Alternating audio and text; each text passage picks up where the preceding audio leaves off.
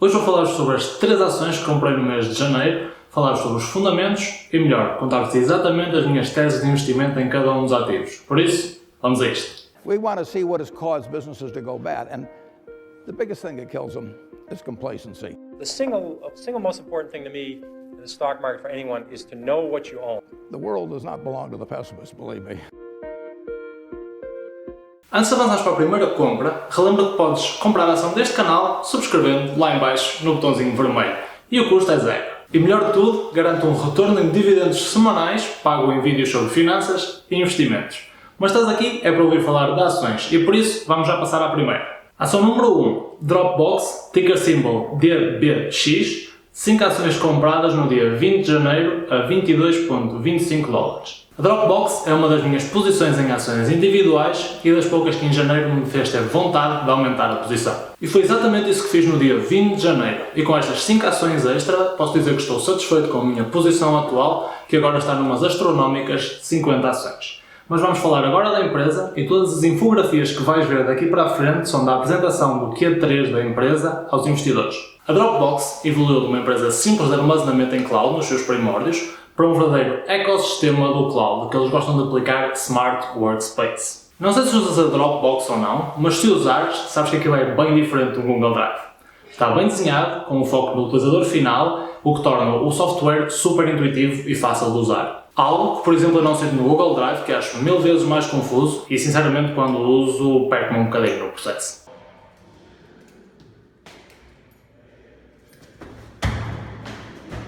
Mas atenção, isto não é uma crítica à Google, que é uma empresa absolutamente espetacular.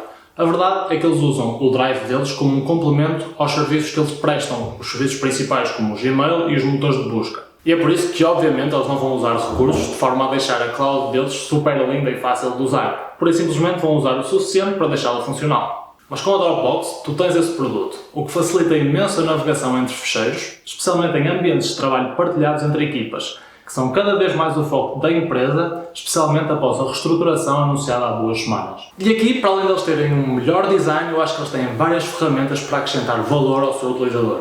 Como, por exemplo, uma ferramenta que acho essencial no futuro próximo, o HelloSign, que permite a assinatura digital de documentos de forma rápida e fácil. E se já precisaste que alguém assinasse documentos em teletrabalho, sabes bem o filme que isso é e o valor que esta ferramenta pode acrescentar e acelerar os processos numa empresa. Ok, então temos uma empresa que desenha um ambiente de trabalho partilhado lindo, quer esteja a trabalhar a 100 km dos teus colegas ou eles estejam na secretária ao teu lado. Mas a questão é a seguinte, tu não queres deixar de usar as ferramentas que já usas no teu dia-a-dia e funcionam perfeitamente para a tua função, como por exemplo o Office da Microsoft ou o Slack, certo? Ora bem, esta é outra coisa que eu adoro na empresa, porque eles estão belíssimamente integrados com uma porrada de apps e softwares. E tal como o seu produto, esta integração é fácil de navegar e nota-se que foi feita com o utilizador final em mente. E como podes ver no ecrã, eles trabalham basicamente com toda a gente. Google, Microsoft, Slack, SAP, IBM, Zoom, etc, etc. Sim, basicamente a Dropbox é a pega do mundo informático. Papa tudo. Hey, how you doing?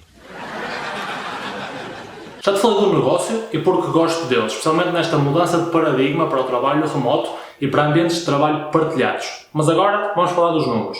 A empresa tem 600 milhões de users, mas a grande maioria deles usa a versão grátis e apenas 15,25 milhões são utilizadores pagantes. Mas dos utilizadores pagantes, 80% usam o serviço para trabalho, o que é relevante pois estes pacotes são mais caros e têm umas margens maiores. E para além disso têm uma probabilidade grande de virem a ter add-ons ao produto original, como por exemplo o HelloSign, que nós já falámos há pouco. Contudo, este número é o maior desafio e a maior oportunidade da empresa. Converter a gigante base de utilizadores que usam o armazenamento grátis para um pacote pago. E este é um dos riscos que eu quero que tenham em conta. A empresa pode não ser bem sucedida nesta conversão e atrasar o seu crescimento, o que nos obriga a pesquisar o que se tem vindo a passar neste ano no que diz respeito a subscritores pagos. E a verdade é que o número no primeiro trimestre de 2020 era 14,6 milhões e passou para 15 milhões e 15,25 milhões no segundo e terceiro trimestre. Isto mostra que a empresa está a ter sucesso em converter os utilizadores que usam a versão grátis para a versão paga, mas é um ponto essencial que devemos estar atentos nos próximos resultados, pois é aqui que reside o crescimento da empresa no futuro. Contudo, ainda neste ponto gostaria de partilhar-vos algo que achei brilhante na estratégia da Dropbox para ter utilizadores no longo prazo. Os seus acordos com universidades. Eles têm acordos com imensas universidades, desde Cambridge à Universidade de Sydney, o que lhes permite ter alunos expostos às qualidades do software desde muito jovens. E os miúdos de hoje são os CEOs e donos de empresas da amanhã, por isso, bem pensado, Dropbox.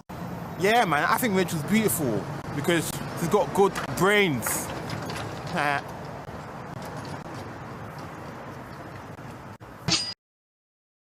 Quanto à performance da empresa, em 2020 os analistas prevêem um aumento de vendas na casa dos 14,9%, algo que vamos ver se materializou ou não nos resultados em fevereiro.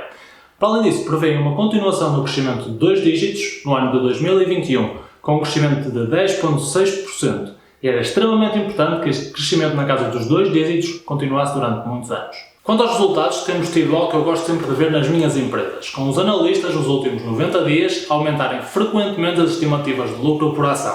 Ou seja, o outlook da empresa está a melhorar. E com o valor dos lucros em $1 por ação, estamos a falar de um forward PE de 22, o que é bastante atrativo para uma empresa desta área, com um crescimento na casa dos 2 dígitos. Olhando agora para o balanço, eles têm 1,2 bilhões de dólares em dinheiro e investimentos de curto prazo. E por outro lado, não existe dívida pura no balanço, apenas leasings operacionais e financeiros, que são basicamente operações onde a Dropbox usa um ativo, que pode ser um edifício, um carro, etc., financiado por uma instituição financeira e paga mensalmente uma prestação a essa instituição. E no final do período, a Dropbox pode tornar-se dona deste ativo pagando o valor residual ao banco ou pura e simplesmente entregar-lhes o ativo. Por isso, tecnicamente, isto não se trata bem de dívidas, mas sim de gastos operacionais. É quase como se fosse a renda de um escritório.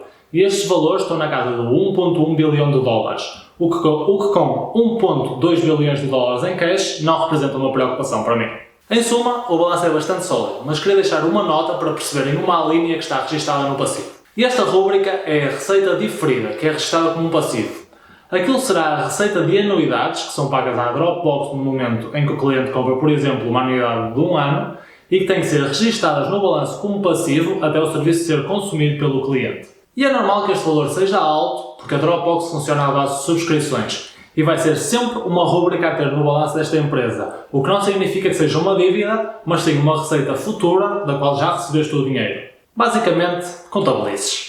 Não queria avançar sem nos falar um bocadinho das margens, e esta tabela é para isso mesmo. E aqui podemos ver que a empresa tem uma margem bruta bastante interessante de 76%, que depois vai ser dilapidada com base em várias despesas até chegar a uma margem operacional de 12% e um free cash flow de 392 milhões de dólares. No longo prazo, a empresa espera conseguir aumentar a sua margem bruta para a casa dos 78% e 80%, com reestruturações e aumento de eficiência. E para além disso, com sinergias que forem surgindo e um aumento de eficácia, esperam também diminuir o dinheiro que investem em investigação e desenvolvimento, despesas de marketing e vendas e, por fim, despesas de administração e de governação. E se eles forem bem sucedidos, espera-se que a margem operacional, depois de todas as despesas, esteja na casa dos 28% a 30%, com um free cash flow de 1 bilhão de dólares. Antes de fazer um pequeno apanhado de tudo o que tivemos a falar, queria dizer-vos que se gostaram desta análise, se querem que eu continue a fazer análise de empresas mais a fundo, deixem um gosto, subscrevam o canal e comentem lá em baixo Show me the money. Assim, num pequeno resumo, porque é que eu adoro a Dropbox? Adoro o produto, adoro o negócio.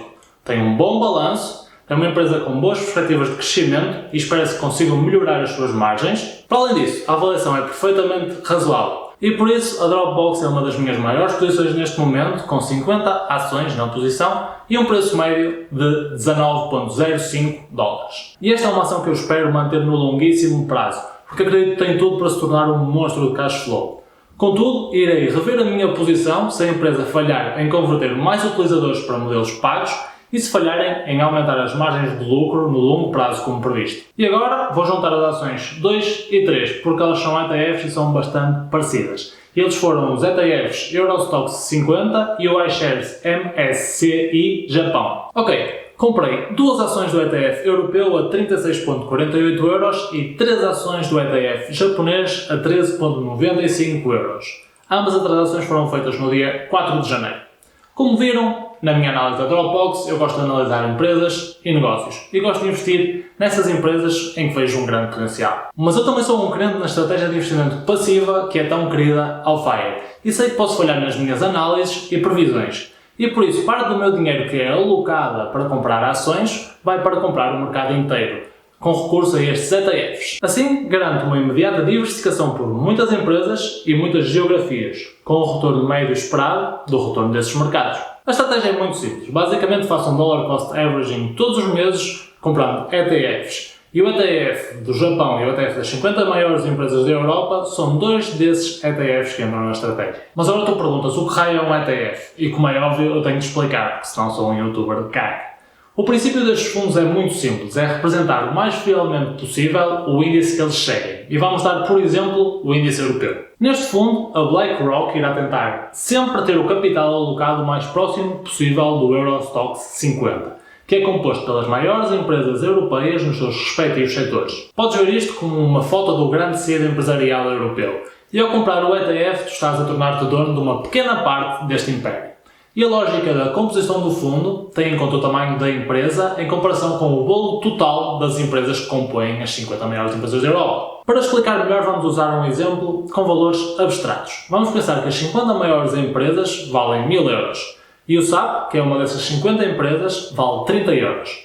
Então o fundo deverá ter sempre 3% do seu capital aplicado no SAP. E o mesmo acontece com todas as outras empresas. Sendo que em intervalos regulares, consoante a valorização das empresas muda, o fundo terá que rebalancear a percentagem aplicada a cada empresa. Assim, garante que as empresas que não estão a ter uma boa performance tenham um peso menor e vice-versa. Obviamente que assim não traz retornos bombásticos, mas vai estar em linha com o mercado. E sinceramente, com baixíssimos custos de compra, manutenção e trabalho que tens de ter, para mim ser dono deste tipo de ativos faz todo o sentido. Outro aspecto que quer chamar a atenção é o facto de se investirem na DEGIRO como eu faço e aproveitarem os ETFs sem comissão de compra, é terem atenção à bolsa em que eles são negociados. Isto porque no final do ano a DEGIRO cobra 2,5 euros de comissão de conectividades por cada bolsa onde vocês estiverem ativos. E se tiverem, por exemplo, 5 ETFs em 5 bolsas diferentes, vão acabar por pagar 12,5 euros de comissões, ao invés de pagar apenas 2,5 euros. Eu uso Amsterdão porque é uma praça que me permite ter acesso a muitos ETFs e assim diluir por todos eles a comissão de 2,5 euros. O objetivo será continuar a estratégia e daqui a 10 anos ter posições consideráveis, com alguma valorização do capital investido,